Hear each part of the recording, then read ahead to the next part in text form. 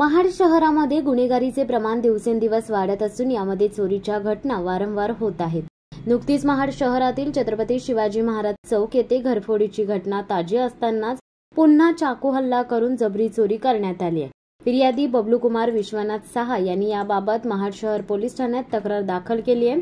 फिर्यादी बबलू कुमार व त्याचे दोन भाऊ महाड शहरातील दूध डेअरीच्या मोकळ्या जागेत एसटी गॅस पंप शेजारी पत्र्याचे शेड टाकून कामानिमित्त राहत होते।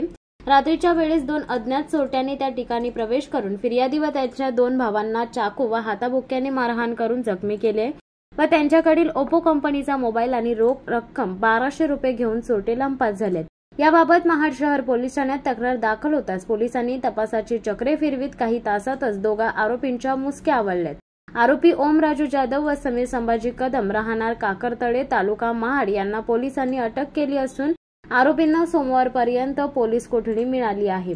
महाड शहर पोलीस ठाणे येथे भारतीय न्याय संहिता कलम 309(6)(3)(5) प्रमाणे गुन्हा दाखल करण्यात आला असून महाड उपविभागीय पोलीस अधिकारी शंकर काळे व पोलीस निरीक्षक संतोष जाधव यांच्या मार्गदर्शनाखाली सहाय्यक पोलीस निरीक्षक खाडे या संपूर्ण गुन्ह्याचा अधिक तपास करीत आहेत।